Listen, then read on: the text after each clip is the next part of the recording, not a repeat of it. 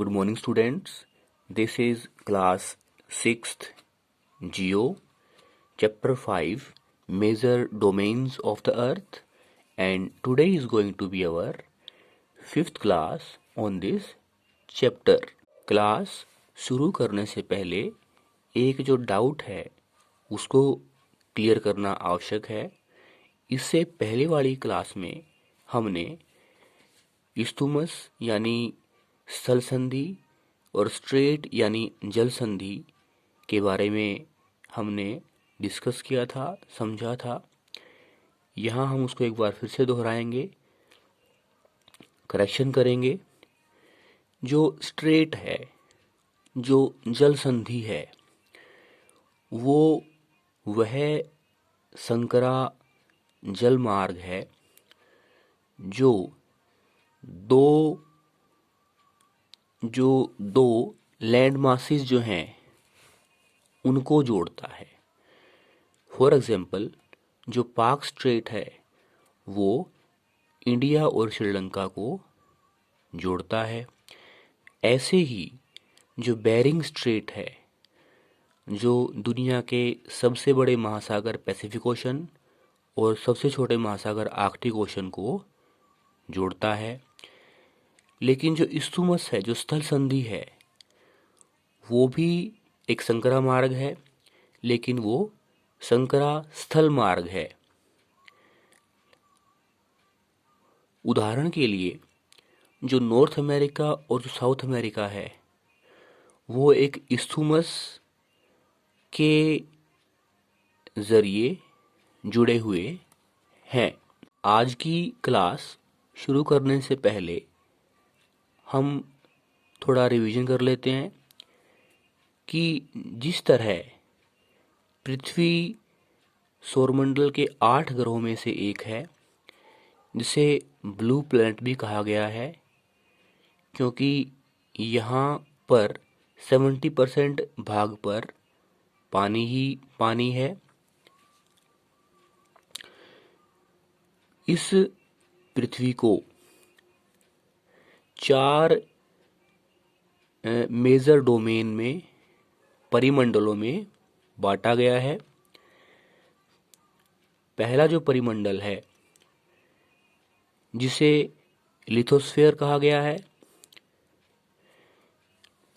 जो पृथ्वी का वह भाग है जहाँ लैंड है, यानी चट्टानें हैं, माउंटेन्स हैं। यह 21% भाग को घेरे हुए है। दूसरा जो परिमंडल है, मुख्य परिमंडल है, जो मेजर डोमेन है, वो हाइड्रोस्फीयर है, जो महासागरों से घिरा हुआ है, जहाँ महासागर हैं, जो 21% भाग में है। आज हम बात करेंगे पृथ्वी के तीसरे मुख्य परिमंडल, थर्ड मेजर डोमेन, जिसे एटमॉस्फेयर कहा गया है, वायुमंडल कहा गया है, जो वो पतली कंबल जैसी चादर है जो पृथ्वी को एक लिफाफे की तरह ढके हुए है और जिसके कारण हम सांस ले पाते हैं। और पृथ्वी की जो हार्मफुल, नुकसानदायक जो किरणें हैं, उनसे यही जो एटमॉस्फेयर है हमें बचाता है, हमारी रक्षा करता है। ये एटमॉस्फेयर, ये वायुमंडल 1600 किलोमीटर तक फैला हुआ है, इसकी ऊंचाई है। और इस 1600 किलोमीटर में वायुमंडल की जो 5 लेयर्स हैं, परतें हैं। जो पहली परत है, जिसे ट्रोपोस्फेयर कहा गया है, जो समुद्र की सतह से ऊंचाई पर केवल 13 किलोमीटर तक है। इसी ट्रोपोस्फेयर में ही, इसी क्षोभमंडल में ही मौसम संबंधी गतिविधियां होती हैं। ट्रोपोस्फियर के बाद जो ऊपर, उसके ऊपर जो लेयर है, जो स्फीयर है, उसे स्ट्रेटोस्फियर यानी समताप मंडल कहा गया है। 50 किलोमीटर तक फैला हुआ है। किसी भी तरह की मौसम संबंधी गतिविधि बादल जैसे वो नहीं है, और इसीलिए यह जो लेयर है वो हवाई जहाज़ों के उड़ने में सहायक है। यहीं स्ट्रेटोस्फियर में ही ओजोन लेयर आती है। इस स्ट्रेटोस्फियर यानी समताप मंडल के बाद इससे ठीक ऊपर मेसोस्फियर है, जिसकी ऊंचाई 80 किलोमीटर यानी 80 किलोमीटर तक है, जहां मीटियोराइट्स पाए जाते हैं। और